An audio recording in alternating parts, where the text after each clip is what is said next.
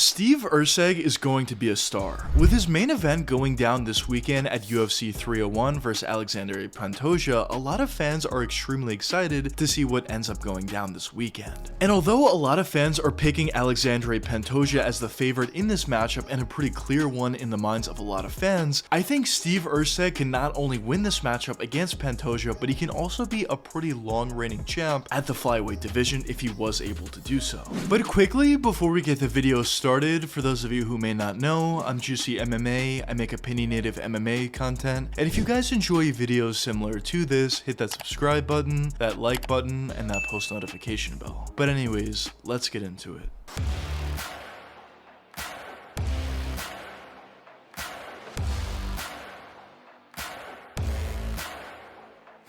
Ever since Alexandre Pantoja came into the UFC, he's been extremely impressive. Not only has he had longevity, but he's also beaten some extremely impressive names. As he was able to beat Brandon Moreno 2 separate times, he was able to beat Brandon Royval 2 separate times, he also had some other impressive wins that aged nicely, like Manel Kape, Alex Perez, and some other guys as well. And when you look at Pantoja's career so far, he's essentially beat all the contenders. The only guy that he wasn't able to beat was Deiveson Figueiredo, but outside of him, he was essentially able to beat everybody else, which is a huge reason for why this matchup is being made against Steve Erceg, who's a relative newcomer to the UFC. But a question that some of you may be wondering at this point is, why has Pantoja been able to be so successful so far? Well, in my opinion, it comes down to a couple different factors, but the first and most obvious is due to his overall versatility. Because when you watch Pantoja out there, it's pretty clear that this guy's extremely dangerous regardless of where the fight goes. If the fight's on the feet, he definitely has the ability to knock guys out. As on the feet, Pantoja isn't necessarily the most technical guy out there, but the two things that jump out to me most is his power and his chin.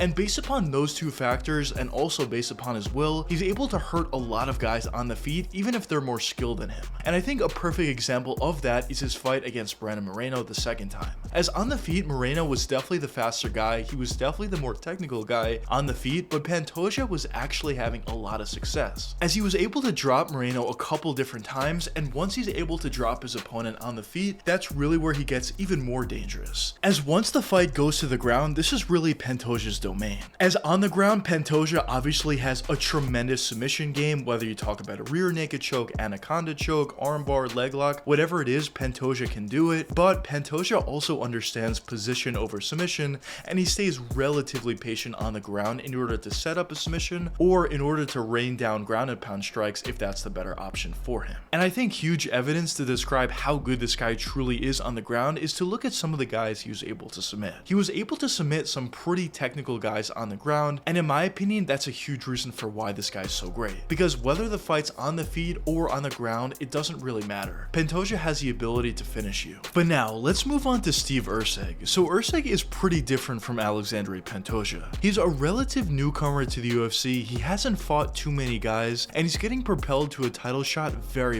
quickly. But although Erceg doesn't have much experience in the UFC, at least so far, in the limited sample size that we have seen from him, he's looked extremely impressive. Whether you talk about some decision victories, whether you talk about his most recent TKO victory over Matt Schnell, in every one of his fights, Steve has shown a really nice ability to fight in really all levels of the game. But a question that some of you may be wondering at this point is, why has Steve Erceg been able to be so successful so far? Well, in my opinion, similar to Pantoja, I think his versatility is a huge reason for why.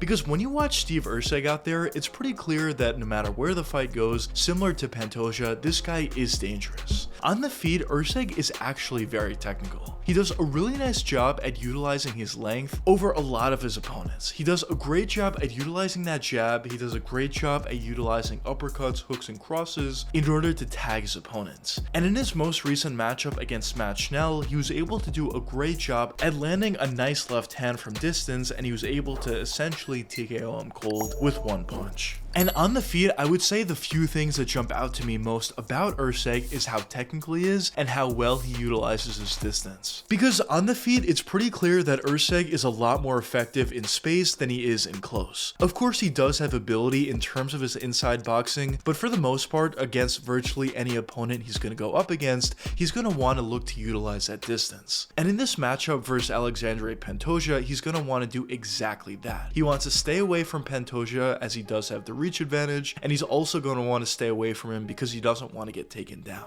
But besides his great stand-up game, Erceg also has a really nice ability to wrestle. Erceg does a great job at shooting in for takedowns and getting his opponents down, and once the fight does go to the ground, he does a great job at utilizing position over submission. Because of course Erceg has an ability to submit guys on the ground, but I would say the best aspect of his ground game is his patience and his ability in order to advance in position and get himself in a position to either control rounds or rain down ground and pound strikes and potentially even hurt his opponent. But overall, when I think you look at Erceg's game, it's pretty clear that this guy is very talented in a lot of different areas, whether you talk about on the feet or on the ground, but I would certainly say the best aspect of his game has to be his striking ability. But now, let's take a closer look at this fight and let's get into my prediction for it. So in my opinion, I definitely think this is a very interesting matchup. Of course, originally when this fight was announced, it was very surprising, as Erceg is not high in the flyweight rankings whatsoever, and people thought other guys like Monkayev or some others probably deserves a shot over Steve Erceg. But in my opinion, although Steve hasn't been in the UFC all that much, in the performances that we have seen from him, especially in his most recent performance, he has done a great job at utilizing his skills and showcasing how good he could potentially be. And after this fight was announced, I would say the majority of fans think Pantoja is going to win, based upon the fact that on the feet, although he isn't necessarily as technical as Erceg is, he does have a great chin and he has a lot of power, which could potentially raise some issues for Steve. As in the past, Steve definitely has gotten hit a little bit, mostly when he smells a finish, he could get a little bit overexcited, and that definitely is a very real danger for him on the feet against Pantoja. But of course, even besides that, probably the most risky area that this fight can go is on the ground, as Pantoja is certainly a wizard on the ground and has an ability to submit a lot of different guys, and of course that would include Steve Erceg. So I definitely do think there are a couple of different ways that Pantoja is able to win, and there are a couple different paths to victory for him. But although I do think it's very realistic that Pantoja wins this fight, my official prediction for this matchup is Steve Erceg via decision. I just think Erceg is going to be a lot better on the feet. Of course, Pantoja has an ability to keep up with some guys, he has an ability to utilize that power to erase a lot of the mistakes that he makes on the feet, but at the end of the day, I just think Erceg is going to do a great job at utilizing his reach and utilizing his technical ability on the feet. I think Erceg is going to do a great job at utilizing that jab, utilizing that left to right straight, keeping a safe distance away from Pantoja. I think he's going to utilize kicks effectively, and at the end of the day, I think his overall technical ability and his overall size is going to be the real reason for why he ends up finding a victory over Alexandre Pantoja.